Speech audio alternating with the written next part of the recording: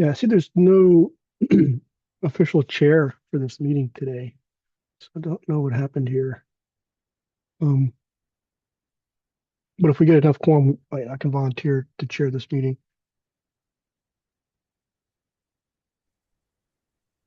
Right, thanks, Jim. So I think there was also a confusion whether there is a meeting or not. Somebody asked in the Slack, and then I sent an email, but probably some people are not aware that there is a meeting.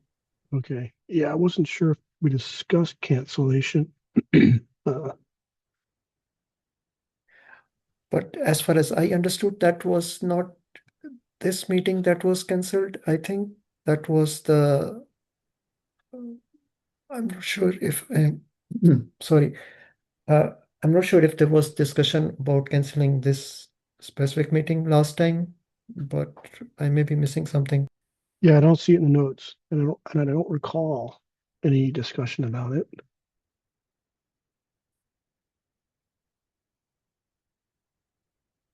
But Yeah, anyway, okay. since a few of us are here, and I also see Thomas, so hello Thomas. So probably we can discuss a few things. I have at least a couple of topics to discuss.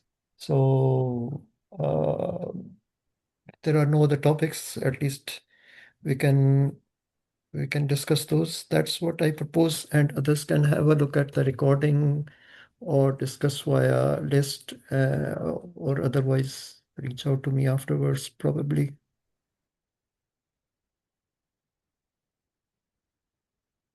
Yeah, I think it's okay with me. Thomas, everybody else, okay? Yeah, it seems we are a bit short. Can we wait? Oh, no, it's already 5 past, right? So we are eight on the call. Oh, sure. Yeah, I think there was some confusion about the meeting because we didn't have any agenda topics or a chair assigned to it. So I think maybe some people thought it was y- yeah, yeah. not. I mean, including other two chairs. So I'm not sure. Yeah. I'm confused. I thought Jim, you volunteered, but Did I? maybe I'm Okay. completely off. No, no, maybe I dreamt it. So sorry. But yeah, we are here. I think we can, use the time that we have somehow. So if Usama has some topics to discuss, for me, it's good. I always have topics, so I'm never short of topics.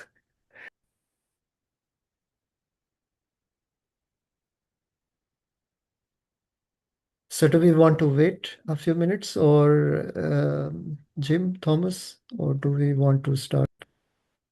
I think it's already 7 past, so if the numbers are not gonna increase dramatically, I would say, we expect the bulk of the people to come up within the first 5 minutes of the call. So yeah, I think you can move on and Okay, take the floor if you want. sure. So I'm going to share the screen then. Mm, just a second. Okay. Um, okay, I have one screen, so Jim or Thomas, probably you can help me if there is something in the chat or if there is any question. Sure. Everyone is just welcome. I think there are a few of us, just that would be great. We can have some discussion rather than presenting has been presented a number of times. I have only two slides. The rest of three are actually acknowledgements and just references and all that. So back in October, we had this discussion about uh, completing this project. And last time, in last meeting, I requested some feedback. A couple of topics or a couple of, let's say, subtopics came up for discussion, which I would like to clarify in these two slides. And this is the first one.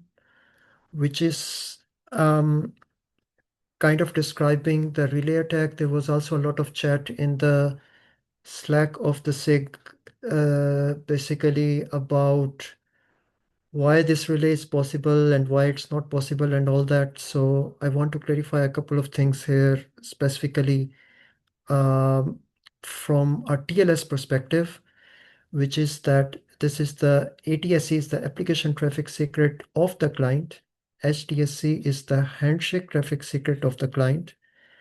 And this is the early version, which is used for early traffic. And this is the real application traffic secret, um, which is used to encrypt the traffic after the TLS connection is established. So that's the basically the abbreviations I have used. And the point I want to make overall is, or the discussion point basically here is whether evidence should be correlated to the handshake traffic secret of the client or application traffic secret of the client. And it's not really or in a sense, so I'm abstracting a little bit in a sense that this handshake traffic secret is a function of GXY, the shared secret between both of those, the one that is established in client hello and server hello. This client generates GX, sends over as part of client hello. Server generates GY, sends over as part of client hello, and both generate a same shared key. So that's a function to both of those. In addition, what this at an abstract level, like abstracting out many other things, that's why it's abstracted. It also contains, from the TLS perspective, contribution from this session, that is namely log HS. And this means both client hello and server hello. So it contains contribution up to server hello in its derivation. Whereas the application traffic secret contains contribution up to this log fs, meaning the server finished, which basically log fs is a representation of this running hash, which means it transitively includes all contributions all the way up to client hello. So everything up to from client hello to server finished is included in this, and consequently also in this. And in that sense, my argument is that ATSC is strictly stronger than binding or correlating to HTSC because of this very fact that encrypted extension and messages from 1C to 2C are only included in this and not in this specific secret. So that's the first argument that I have, and I want to discuss if there is any disagreement on this specific point before I proceed to next one.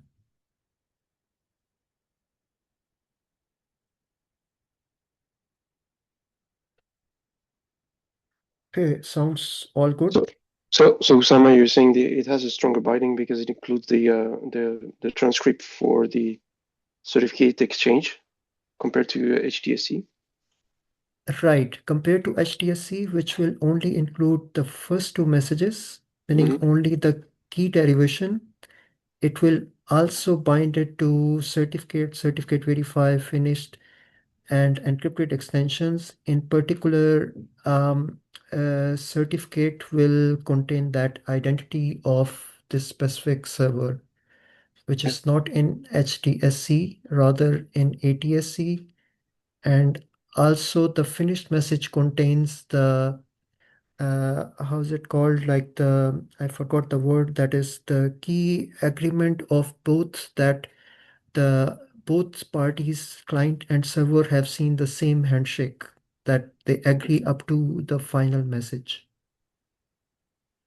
Okay, so ATSC is very specific to the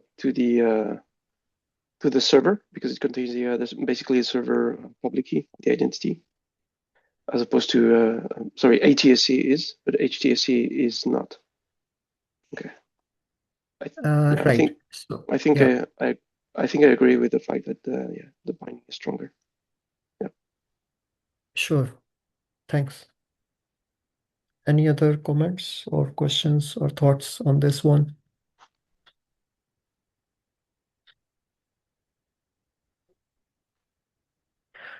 Okay, if not, then we proceed with the second argument, which is on same lines, but orthogonal to previous one in a sense that now this is more about what these two secrets. So I'm still talking about HDSC versus ATSC. That's the discussion going on.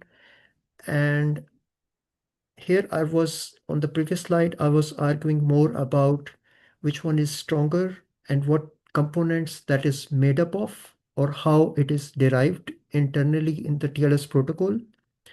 And now on this slide, I'm going to argue more about what these keys are actually used for.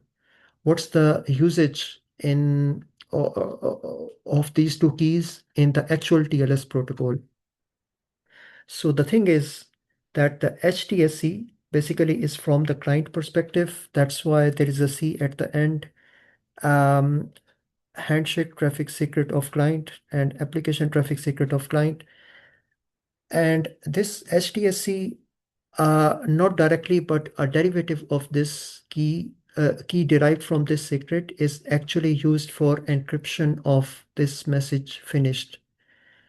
And due to this specific reason, I want to argue that this is sorry yeah, so this is, yeah, so because of this encryption, that message I could the argument here is that I could do a formal proof without this specific encryption, assuming that this HTSC, which was used to encrypt this specific message, is leaked out, let's say available to the adversary. Assuming that case, I can still provide all the security guarantees, and I actually, in my formal proof, which is public and was sent on the SIG list for like a month ago or so, I actually do not encrypt this message, which is to say that's equivalent to saying HTSC, even if it is available to the adversary, and or in other words, there is no encryption, there is no effect on any of the security goals. They remain the same as if I were not encrypting. But the story is completely different. I want to contrast it with what happens for the ATSC. So ATSC, as I said, is the one which is the not shown here. So after this, the client will send over the secret, let's say with which the server will decrypt the VM image and start running it and so on. So that's basically the most important part for which we are doing all this attestation dance. So that's basically the whole story for this, doing all of this, right? And I would argue that that specific secret is the one which we really want to protect. Unlike the HDSC, which I showed here, that if I don't even encrypt at all, nothing changes. Everything stays the same. It's completely irrelevant for security goals, this specific key. And this one, ATSC, makes a huge difference. If this one is available to the adversary, all bets are off. Now your secret is available to the adversary with which you are going to encrypt, and it's no use at all to do any of this whole thing. So everything breaks up. So that's my set of arguments, the two arguments, one on this slide, one on previous slide, based on which I'm arguing that one should always have the evidence correlated with this specific secret. Correlation here means that it doesn't necessarily mean that I put this specific secret in the evidence. It could be something derived from this, or correlation actually means that if I see an evidence, I should be able to map it to exactly one specific session which I have seen.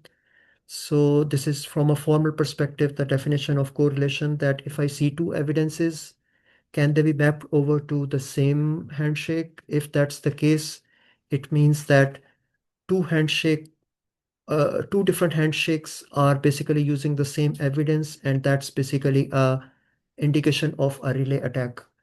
So that has something to do with the formal logic, but independent of that formal logic, I think this argument should be pretty much clear the way I explained that this encryption for this specific message is irrelevant, whereas the encryption of the application data, specifically the secret or the decryption key that will be sent over afterwards, is really, really important, and losing that will put everything off. And that's basically the second point that I want to discuss and ask if there is um, any opinion on this or any disagreement on this specific reasoning that I have presented.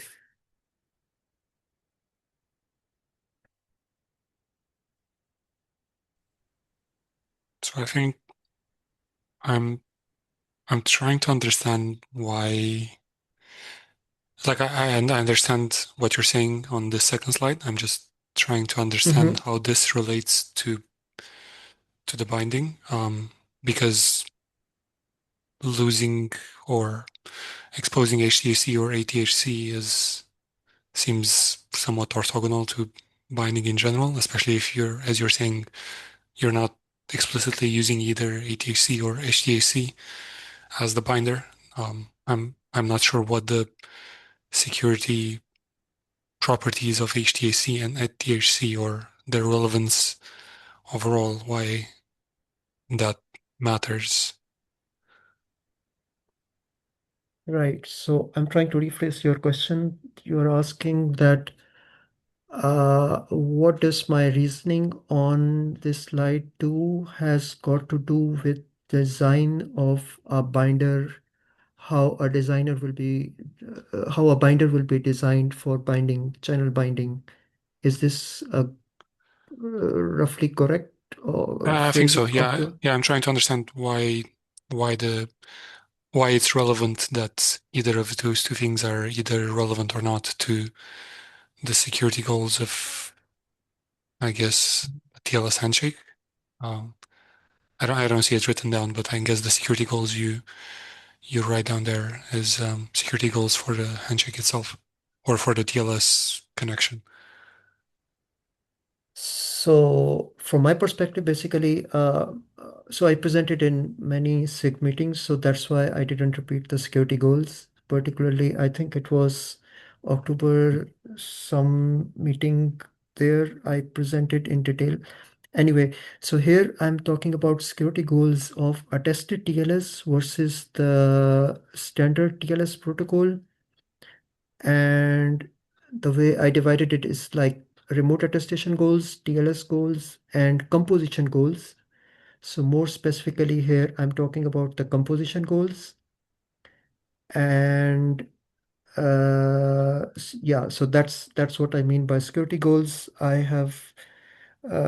can dig some slides very quickly after No need. answering No, I this. just, okay, yeah, Okay. makes sense. Yeah, I'm still somewhat unsure as to why the binding has anything to do with that. Sure, that I can explain as well. So the way or the way the formal community kind of thinks about it is that we have a model and we have some security goals, and the formal verification is supposed to see that the model achieves or does not achieve those properties. That's the goal of formal verification. So the thing I'm trying to establish here is kind of towards the right part. Let's say so if I have the model, if I have the goals, so this part is more related to the security goals. And the question that you are asking how it is related to the design of the binder is more towards the left of that, would be that that is something given to me as an input, that for example you as a designer or someone as a designer gives me a protocol that, hey, this is the protocol, please analyze it and tell me whether it achieves these security goals or not. So in order to make them orthogonal, that of course there is a link between the two that I will explain as well, but what I'm trying to say is that here what I'm explaining is completely about the right part. That is, how do I establish a property which I will check for any possible protocol, not a specific one. So whatever binder is given to me, independent of that binder, I can write this property, and it's written in a way that if I see two evidence, is it possible that they correlate to let's say the same handshake traffic secret? That would mean basically that this handshake traffic secret has been how to say, let me try to organize my thoughts. So the property there is that if I see two evidence, let's say evidence 1 and evidence 2, which are the same, so they can be represented as evidence EV, is there a possibility that they both, or is it the other way around? I have to see the exact property. I'm sorry, I'm forgetting what I did in there. So let me have a look at the um oh, should be, let me move this, probably not.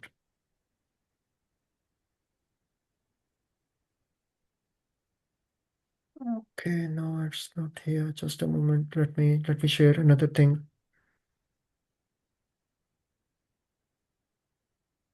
Um,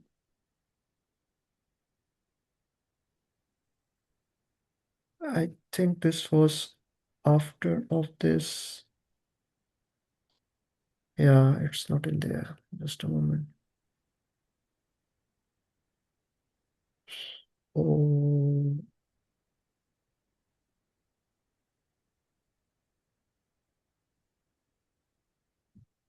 okay.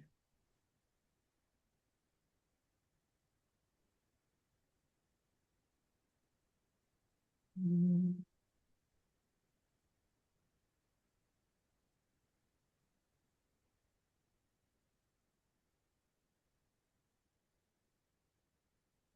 okay, yeah, I have it now. Mm, this should be.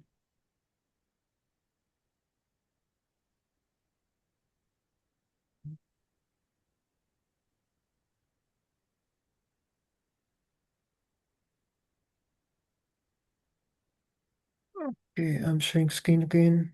Sorry for that. Um, so I have basically the properties like this, which are yes, composition and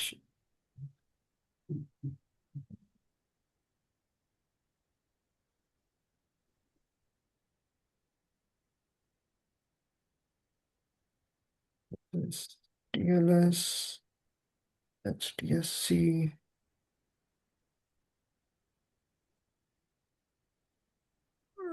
Okay.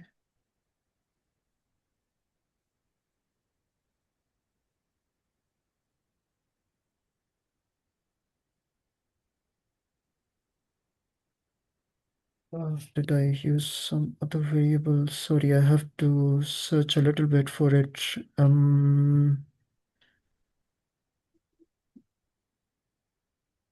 GC1. Probably by final I can find quicker.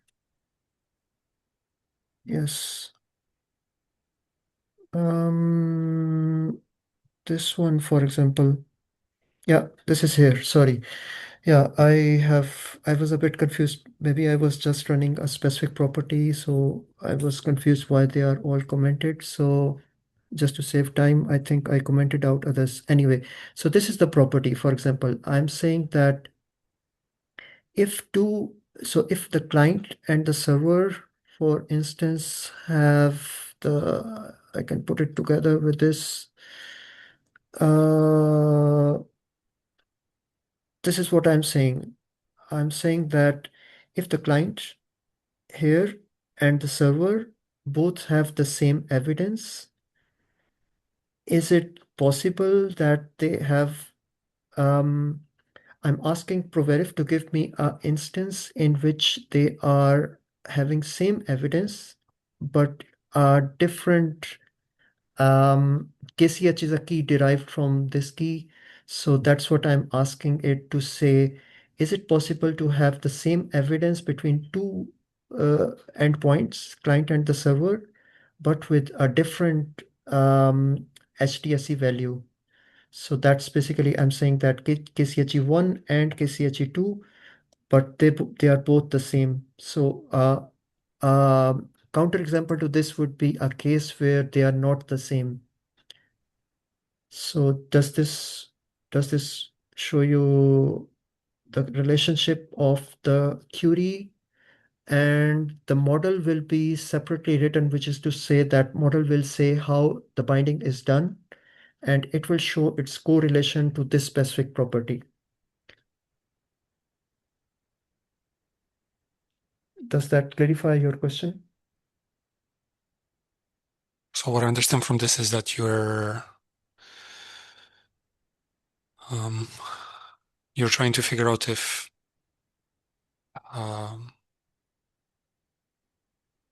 ATHC is suitable as a basis to build a binder upon.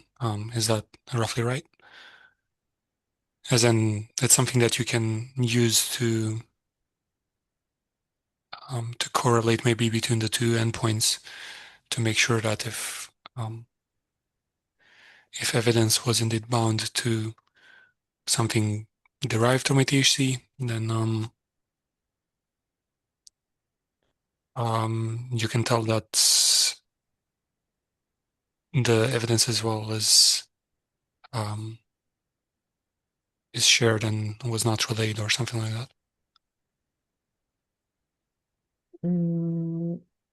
I'm not sure I understand the question correctly. Let me try to rephrase. So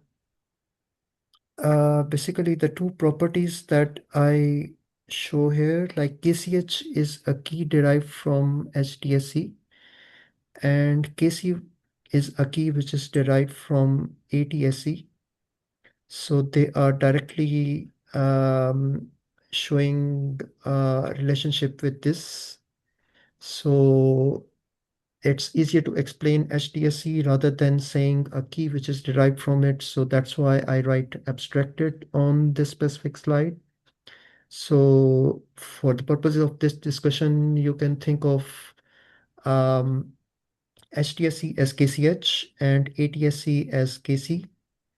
So the idea here is that it's trying to establish as or check as a security goal that whether the protocol that is given to us, to what level of, or how to say, like, to what extent of the TLS handshake protocol it is correlating to. Correlating here meaning in this sense that if I have a client and a server both having the same evidence, like the one which it uh, accepted and the one which it generated, then is it possible that they were in a separate session? That is, so that would be the meaning of this property KCH and KC2, KCH1 and KC2, KCH2. That is, the client has a different key HDSE1, whereas the server has a different HDSE2. And with that, it's using the same evidence. And this event is at the very end of this, which means that the client has actually accepted this evidence, passing through all of the checks. And similarly, at the server side, if it were mutual attestation, it's not yet, so it's only one-sided attestation, server as a tester. This would mean that the evidence that the server generated and the evidence that the client accepted, that's the same, but they are still in a different session that's indicated by KCH1 and KCH2. And the property is saying that if this happens by any means that they have the same evidence, client has reached the end of the protocol, accepted the evidence, it should be exactly in the same session as the one in which the server generated this evidence. So that's going to show one-to-one correspondence of the evidence and that specific secret. So does it help more to clarify this? So I think I understand the property, Okay. and Mhm. I understand how the two keys HTSC and ATSC relate to the properties, and then to your, I guess, security goals, because I'm guessing these are part of your security goals. Right. I'm just still struggling to understand exactly what it means for ATHC to be relevant for the security goals, as opposed to ATHC, which is relevant. Okay, so then that has nothing to do with the formal thing that I was showing here. If your question is about why HDSC, if I understood correctly, your question is about why HDSC is irrelevant for security goals. Is it correct? Uh, I guess that's the initial question, and then the follow-up is the Okay, one that I so asked at the beginning, which is why is that sure. relevant for the binder? Okay, let's go step by step. So your first question is that why HDSC is irrelevant for security goals. So let me try to answer that again. So I'm arguing here that from a okay, so first we agree that that's basically ATSC is stronger than this. So if you bind to ATSC, that's much stronger than this. So um, this argument here, irrelevant for security goals, was based on the usage, how this key is actually used in the TLS protocol. The usage of this key is to encrypt this, actually a key derived from this, which is the one I was showing you. So the KCH key is the one which is actually used to encrypt this. So I was abstracting here a little bit just for the purposes of uh, simplicity and easier explanation. So the thing is this HDSC, a key derived from this will be used to encrypt this message. And whether I encrypt this message or not, it has no impact on security. And that's what I exactly do. That is namely in my code, which is like the process for the client, for example, it's at this point in time when it's generating that finished message, um, which is certificate verify, server finished. And at this point in time, it's doing no encryption at all. So it's just, uh, uh, sorry, this is the server, sorry for that. So this is the client process where it is sending out the CFIN, and the CFIN is basically without any encryption at all. So this is just computing that finished message, and that's it, just sending over with that without any encryption. So my argument here was, in simple words, that even if I don't encrypt this message, which according to TLS I should, I do not lose any security by not encrypting this. That's basically the argument for this being irrelevant for security goals. But you Does also said that this... security goals does not only include the handshake, right? But also for example, let's say, interrelationship between TLS and attestation, right? Mm, wait, so are you talking about the composition goals that they Yes. were trying to relate the two? Yeah. Right, but this argument, I don't see the connection between the two things.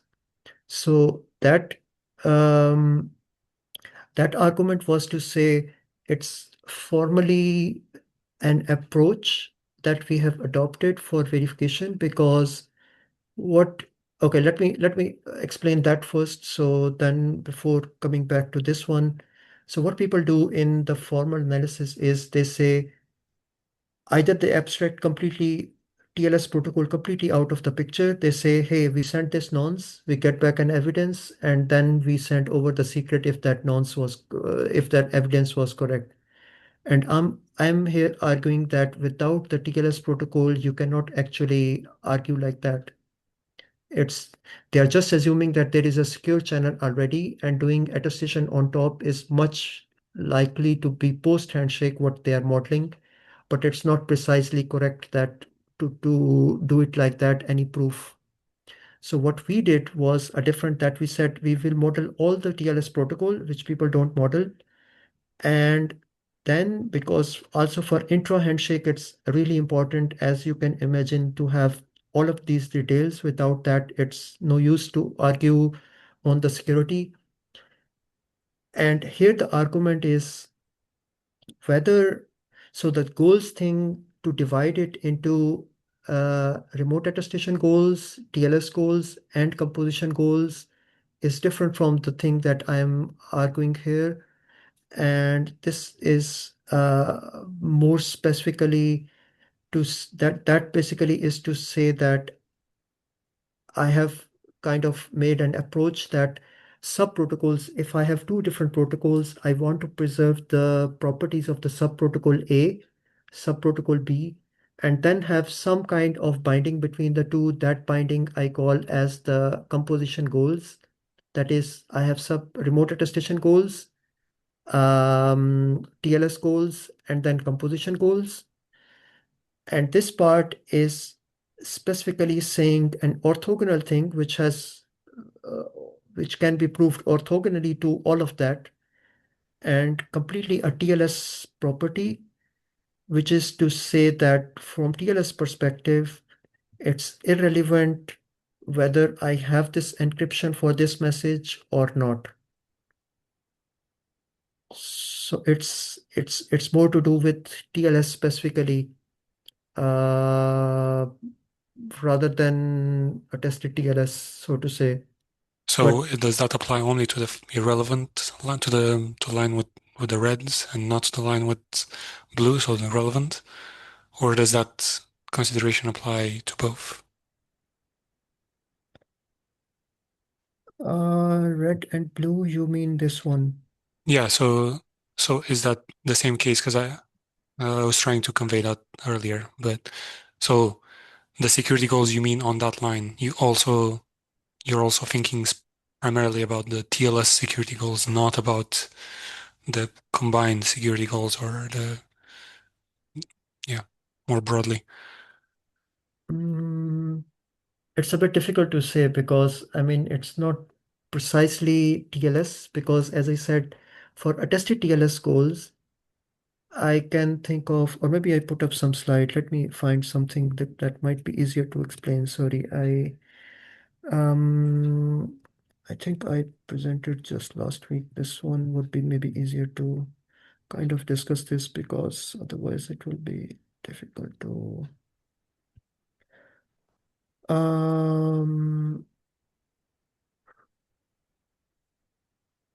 let me see this one.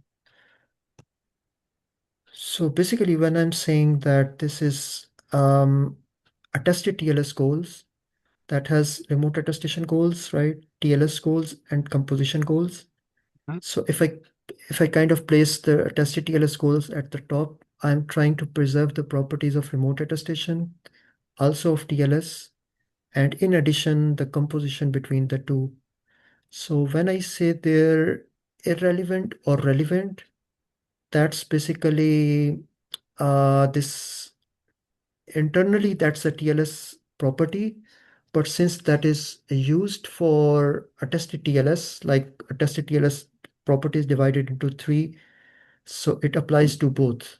both the TLS and to the attested TLS goals. Yeah, I mean, I understand, and again, that kind of feeds into the initial question I had, which is, so I get what you mean, that it applies to attested TLS goals because the attested TLS goals covers the standard TLS properties, and as you said, HTHC is basically irrelevant to that, and ATHC is relevant. But at the same time, because standard TLS properties and composition goals are disjoint in this, as part of these, like, there are different goals, like completely separate considerations, basically. I'm not following exactly why the relevancy towards TLS goals has anything to do with the composition goals, where the binder is actually part of. That's basically my question. So you're saying that it's irrelevant or relevant to the standard TLS properties, and I'm not sure how that is relevant towards composition goals. Okay, let me try to rephrase what I understood from your question now. So you are saying that I am arguing here about the properties and in the sense of TLS, and why does that apply to attested TLS? Is that And a good summary of it? why does that apply to, why is that relevant to the binder, which is not a TLS property or a TLS security goal? Sure, but binder is a general TLS thing that's like, for example, RFC 9261 or even RFC 9266, which defines the channel bindings itself. So if you specifically talk about channel bindings, there is RFC 9266, which is defining generic channel bindings, and that's nothing to do with attested TLS at all. Attested TLS is one specific application of that. Let's say one specific use case from the TLS perspective, that is, it is one extension which extends TLS with attestation, but it could have been something XYZ. It doesn't matter at all. The channel bindings which are defined in, for example, RFC 9266 define that what is the way of using TLS protocol and binding it to some other thing. And that clearly defines like one way of doing it. RFC 9261 then defines another way of doing it with the authenticator and authenticator request and authenticator. So there are several ways of doing that, and that's what I'm trying to still distinguish, that from a formal perspective, it's useful to distinguish or not to think about a protocol together with the property, rather trying to disambiguate the two, that whether we have whatever protocol I'm given with, I should satisfy the property that I was showing you, like the um this one, actually this one. So for instance, this is trying to establish what are the properties that it should, what are the security goals that it should satisfy. And this should be not mixed with the protocol itself. So this I'm trying to say that is completely orthogonal to the any protocol you give me or any protocol you want to analyze yourself. The artifacts are available. So these are the properties that should be interesting for designing a secure solution. Not sure if that helps. Like, does that help at all? I'd have to probably go back and think more about whether, yeah, or what the relationship between those are. But one other question I wanted to ask was, Mhm. so you said the ADHC is relevant. I would assume that by definition that also implies that the let's say master secret is irrelevant, right? Sorry, which secret? The master secret, so the one that is Yeah. used to derive ATHC. Sure. Yes. So that's so relevance in what sense? Do you mean Like that? I guess in the same sense that you mean here for ATHC, because obviously ATHC is just a key that's derived from the master secret, so the master secret has to be at least as relevant.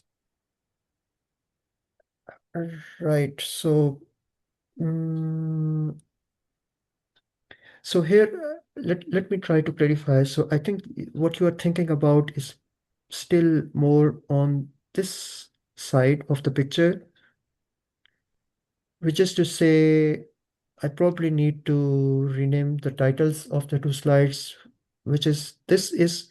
So you are still thinking about more the contributions which are coming into ATSC and HTSC, right? And this slide is designed more from the usage perspective, that what is the use of how it is derived is on this slide, that these are the components it's derived from. And from your questions, I'm seeing that I need to do a better job at the two figures to kind of distinguish the two. At least I need to add here encryption with HDSC and so on, and add some application data and show that encrypted via ATSC. Anyway, so this is the usage where I will actually use that. So whether master key was used in derivation or not has nothing to do with its usage. So that part is more on this side. What are the functions from which it is derived? This and this. That's the distinction between the components. So it is derived from and what it is used for. Make sense to you, the two distinction or between the two, or is it still unclear? I mean, I understand the distinction. Mhm. So then I would say the master secret you are talking about is on this slide, or is part of this. It has nothing to do with irrelevance. The irrelevance is based on the usage I have. The master key is never used in directly in any of those. So it's the handshake traffic secret of the client or application traffic secret of the client, which are used respectively for handshake encryption and the application encryption.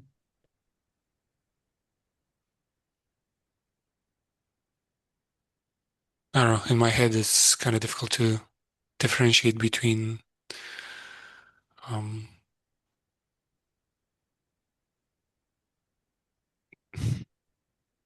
Between the two, the usage and yeah, in the sense that obviously since the two keys are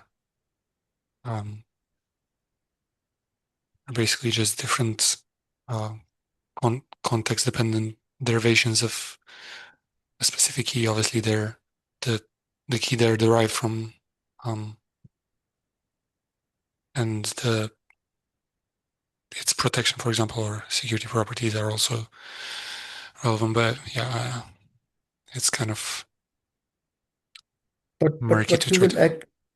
sure, but you will agree that this argument that I'm making here stronger is completely orthogonal to the argument that I'm making here, right? So this you have no objection, right? So you agree that this is a very trivial argument, which is saying SDSC is derived from this component server hello and client hello, and this is derived from all of the above, including the two. So that's trivially stronger than this because in addition to this, it has something extra and not less.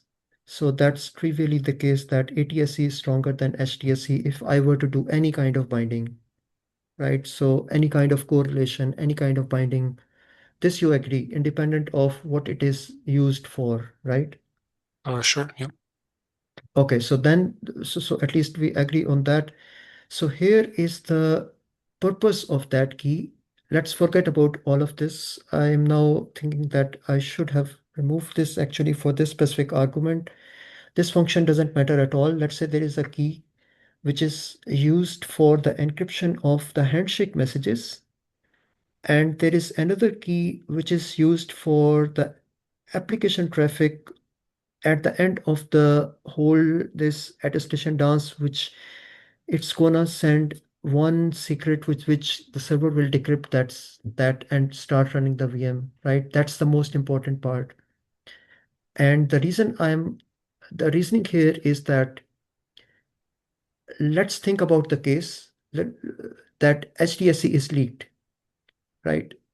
So I'm arguing that whether it's standard TLS or whether it's attested TLS, whatever you think about, both cases, nothing in your security goals is going to change because this message finished has an HMAC, which is protecting all of the above messages. Encryption is not required. Encryption is for privacy rather than security. It doesn't add anything to the security of the whole thing. And in this case, so the reasoning I'm making here is that assume this one as leaked, nothing changes. Assume this one as leaked, all of your system is now broken all of a sudden. So that reasoning is independent of all the contributions that comes, whether master secret is or is not used inside that. Is the usage, one is used for encryption of this message and other one is used for encryption of the application data, the secret it will send over after all of this, which is very, very important, right? So the distinction I'm making is between these two. One is very important, one is not important, and that's what is leading to irrelevant and relevance. Is that clearer now? I mean, I understand where you're coming from. I just continue to think that it's these two properties are basically irrelevant for the either channel binder or the completion. But I mean, I'm not sure we can hash this out, especially since we only have 4 more minutes. Yeah. I mean, to me, Sure. whether ATHC is leaked or not, I think that's, I don't know, I don't see how that's ever relevant, especially since you're never going to actually use HTC or ATHC to derive other secrets from. So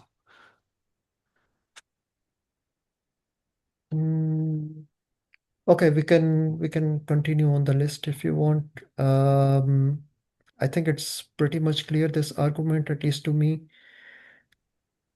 And it's formally also the case. And yeah, I can find more references to kind of explain that probably. But anyway, does anyone else has any thoughts on this? Yeah, I think it's kind of tend to agree with you on I don't understand why if it's a client, if it's specifically a decryption key, Mhm. I'd need to understand more about what what it's being used for to understand why it's critical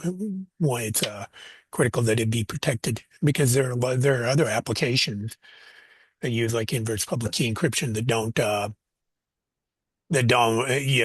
have a restriction on on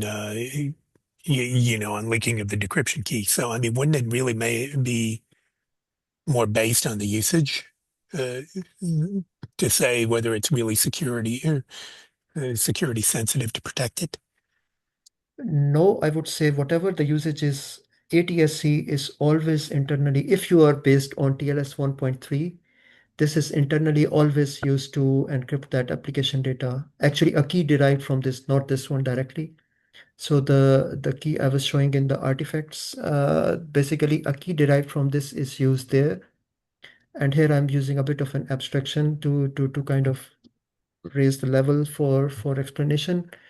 But the thing is that any possible usage of RFC 8446 compliant implementation will actually use this for the a key derived from this for the encryption of application data. Whatever Yeah. your usage is, independent of your use case, independent of usage, every possible TLS compliant implementation will use this case. So I don't Yeah, see why. but you said that was a security goal, but if the application itself doesn't require it, right? Then it's just a security goal for TLS independent of the application. But Is it- why is the application, why would the application not require it? So what I would be mean, the like, use of TLS protocol to establish a secure channel and never send out any secure data? I yeah, don't see the point. it's secure. It's sufficient for what it needs, right? I mean, like for instance, if it's like DRM engines, right? They can do that. They can actually communicate. You know, you can have a server that's communicating with the DRM engine. It can provide a certificate to the DRM engine saying this is I'm going to encrypt this. This is the key you're going to use to decrypt it, and whatever data it needs to send in transit, would meet its goals, right? So I mean, when you say application, the application itself has its own requirements. So you may not, I think even if this is the goal of the the TLS protocol, it's not necessarily strictly required for the application data itself. But you need to protect that application data. I don't follow your point. Yeah, I you mean, have, yeah, but if you're you, saying ATC is used for encryption of application data. So but it says client secret, e.g. decryption key. So ATC is used for encryption of the decryption key is what I'm taking that to mean. Is that correct? right. So after doing all of this, there would be some application data. Uh-huh. And that data, as an example, I'm saying for a tested TLS use case, not the other ones. That will be for other ones, of course, you have some secret. That's why. So the whole purpose of TLS protocol is to establish a secure channel over which you can send that application data. I don't see any possible use case in which you will establish a secure channel, but never send out any application data. So whatever that application data is, I don't see your point of all that DRM and so on, but why would it establish a TLS protocol if it doesn't need to send any possible application data over that and securely? I mean, if it doesn't need that securely, then why use Yeah, but TLS? TLS actually may provide what it needs, right? I mean, TLS could be, if TLS is one-way authenticated and TLS has Yeah. provided an ephemeral session key, that may be sufficient.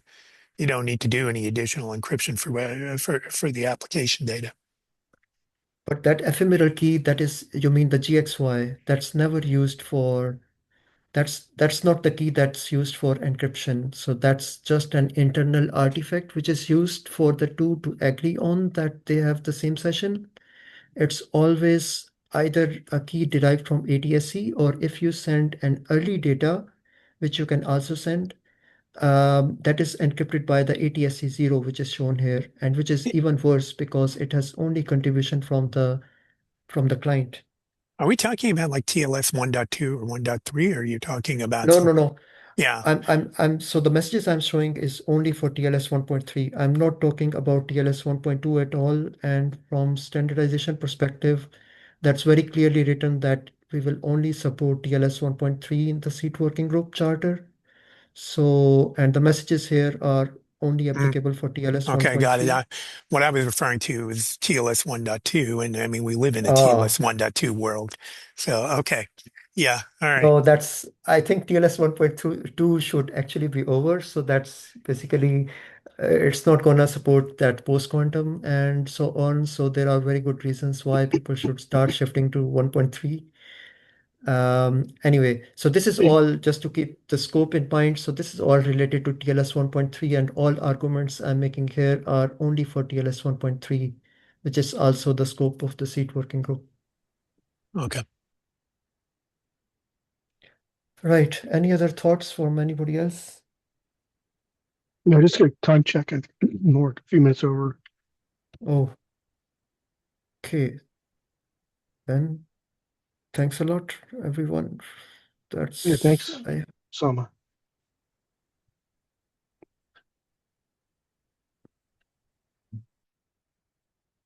bye. Yep, see ya.